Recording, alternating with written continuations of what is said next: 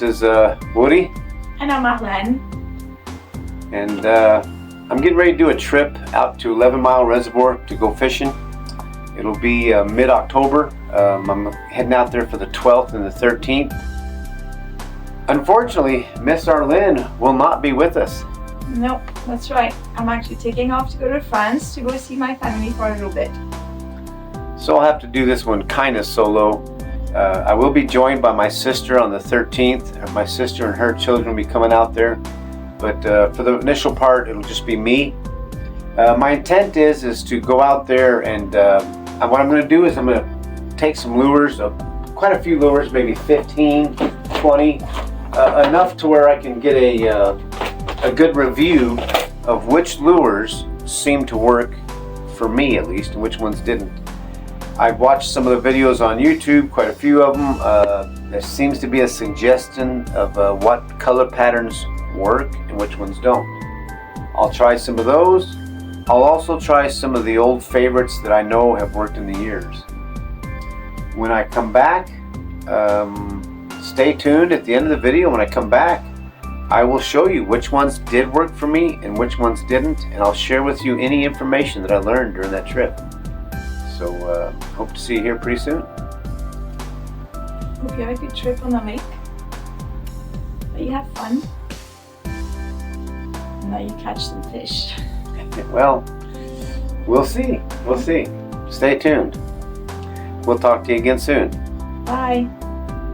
Here's a quick look at the lures I'll be using tomorrow and the next day as I go to 11 Mile and kind of do a review of what lures will work, which ones seem to be producing, which ones don't. As you see, there's 14 of this type of lure. It's kind of a common design used for trout and whatnot. Some of these I have caught some trout on in the past and I kind of favor them, but I'll give them all a good try. This swim bait here, it's kind of a big bait, but there's all these marks on it. I don't know if you can see any of those marks, but it's tore up pretty good. And this gets hit a lot. Every time I use this gets hit, just constantly getting hit. But it's too big for most of the trout. They're not able to get it in their mouth. But I will try all these lures. My intent is to troll each one for 1 hour and then go on to the next. Each one of these lures will be on my line for an hour, and I'll just change it out, go on to the next one, and see which ones produce.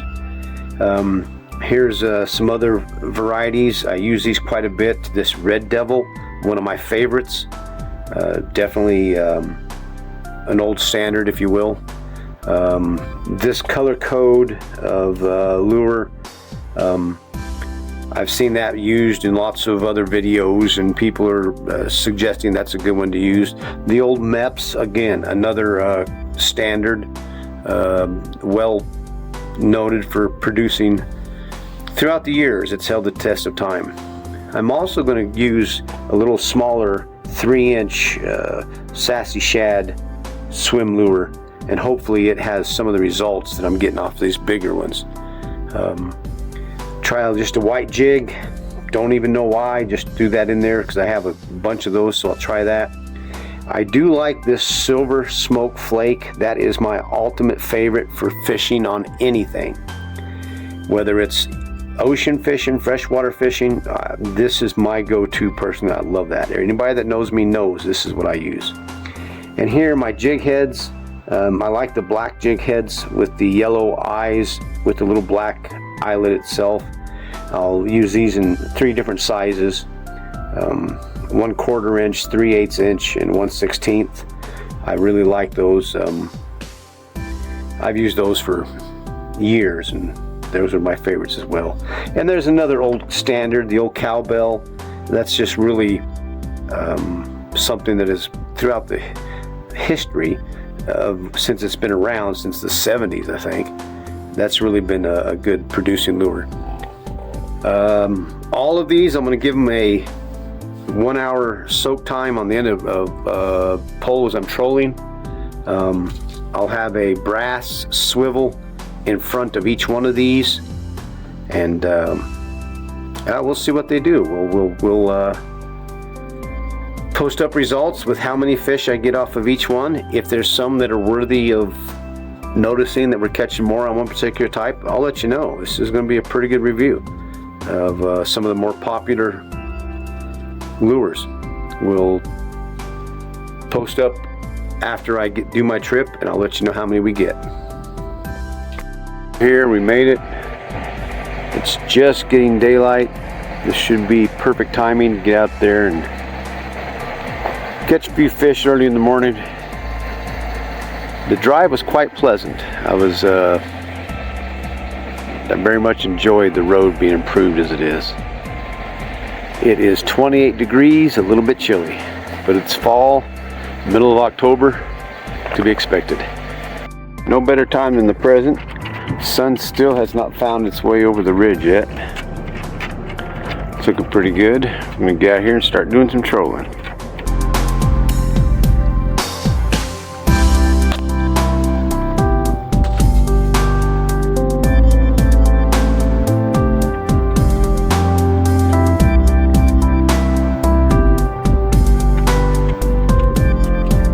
Well, it's now 4 hours later, and I do have a little bit of good news. It's warmed up. It's not as cold as it was. It was pretty cold earlier. Nope, I haven't caught any fish. I had 3 hits, but nothing wanted to take it real bad. So right now it's a little after 10, about 11 maybe. And the only good news is it's warmed up. It's not in the 20s like it used to was. So we're gonna keep after it though. Keep changing out lures, keep seeing what works, what doesn't.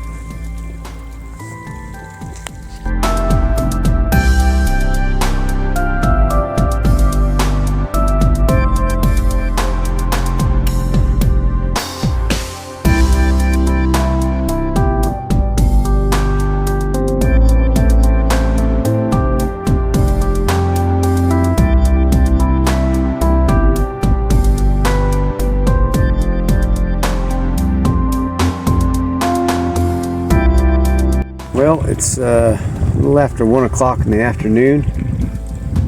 Sun's out full, very bright sun most of the time. It's starting to get clouded up. I've caught 5 fish so far, and they've all been off of one lure. It worked so well, I left that on that pole. I got 2 poles out with the one lure I'm leaving it on. Still going through the other ones, see if there's anything else is to their liking, but so far all 5 fish have been on one lure. I'll show you what that lure is in just a minute.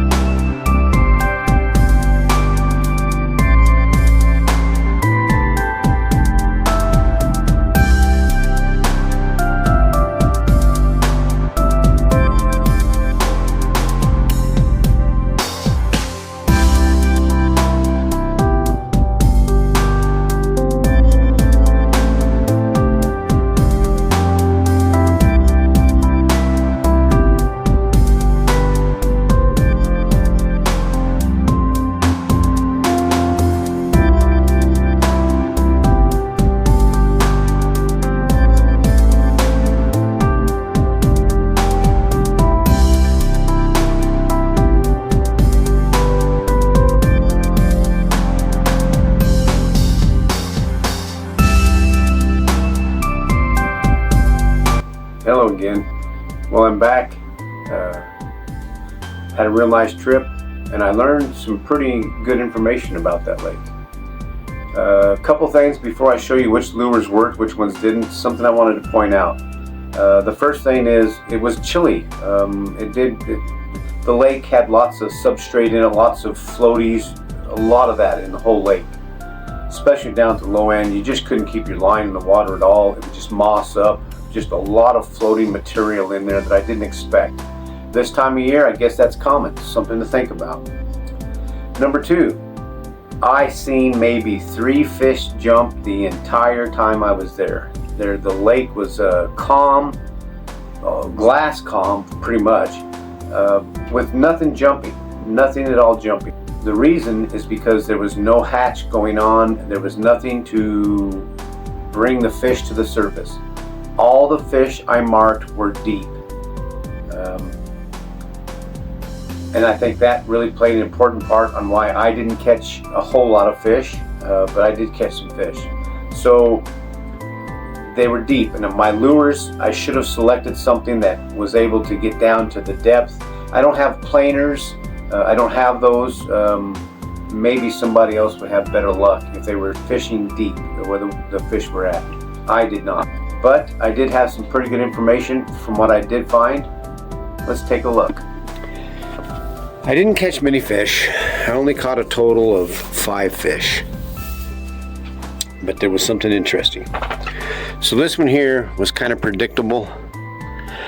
The fish would hit it, and it did get hit quite a few times. But it only gets